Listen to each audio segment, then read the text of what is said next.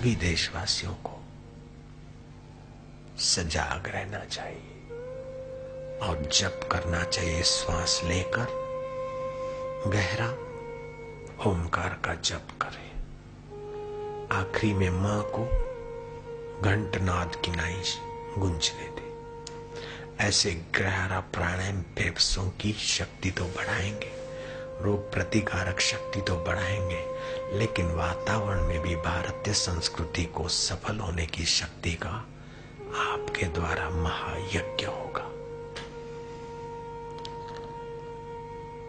श्वास लेना और कैसे जप करना, ये जो भी मेरा श्रोता सुने, मुझे दक्षिणा की अब जरूरत है। आज तक मैं कहता था मुझे दक्षिणा की कोई जरूरत नहीं है। अब मुझे हाथ पसारने का अवसर आया। मुझे दक्षिणा की जरूरत है, रुपए पैसे नहीं। आप रोज संकल्प करके 11 प्राणायाम भारतीय संस्कृति की रक्षा के लिए वातावरण में फेंको।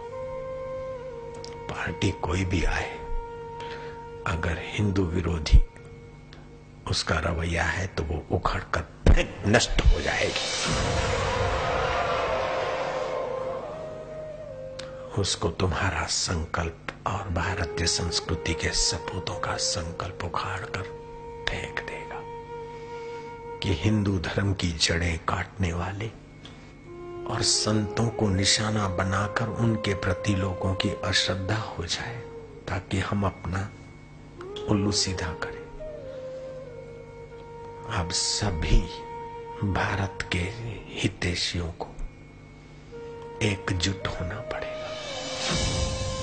आपसी भले कोई मतभेद हो, लेकिन संस्कृति की रक्षा में हम सब एक हो जाए। मेरा राजनीति से कोई लेना देना न होते हुए भी उन्होंने शुरू किया तो मैं सड़क पर जा बैठा भूख हड़ताल। मुझे कोई पद नहीं चाहिए, मुझे कोई पार्टी नहीं बनानी, लेकिन सारी पार्टियों का उद्देश्य जिस संस्कृति की रक्षा के लिए है, वही पार्टी में घुसे कुछ लोग किसी को भी मोहरा बनाकर दबाव डालकर हिंदू संतों को और हिंदू संस्कृति को उखाड़ना चाहे तो हिंदू कुर्बान हो जाएगा, लेकिन अपनी संस्कृति उखाड़ने नहीं देगा। और मेरे देवी कार्य में क्या क्या विघ्न डालने के षड्यंत्र कर लेते हैं वे लोग, कई बार मुझे पता है। लेकिन मैं सब सहता हुआ भी संस्कृति के लिए काम किए जा रहा हूं। मेरे लिए, विवेकानंद के लिए, रामकृष्ण के लिए, राम तीर्थ के लिए उन्होंने क्या नहीं कुप्रचार किया, और अभी भी कर रहे हैं। स्वामी विवेकानंद ने कहा, धरती पर से हिंदू धर्म गया तो सत्य गया, शांति गई, उदारता गई,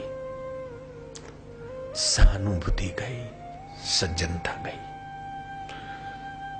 मैं कुर्बान हो जाऊंगा, लेकिन सहानुभूति और सज्जनता को मेरे सामने मैं कुर्बान नहीं होने दूंगा। सत्य को मैं कुर्बान नहीं होने दूंगा। अब आश्रम और समितियों पर भी आंधी चलेगी, उसके लिए तुम्हें भी तैयार रहना पड़ेगा। कुप्रचार होंगे, कुछ का कुछ करेंगे करने वाले लोग। हमारे भोले भाले लोगों को गुमराह करके हमारे विरुद्ध खड़ा किए जा रहे हैं। ये सुनियोजित षड्यंत्र है, हमारे देश को फिर गुलाम बनाना, अपना भोग्य बनाना। मेरा किसी व्यक्ति से, किसी संप्रदाय, धर्म, पंथ से विरोध नहीं, फिर भी मुझे एक कहना पड़ता है कि जो हमारी संस्कृति पर सीधे अनसीधे आघात करते हैं, उनको चेताने का काम तो मुझे और मेरे सभी साधकों को करना ही होगा।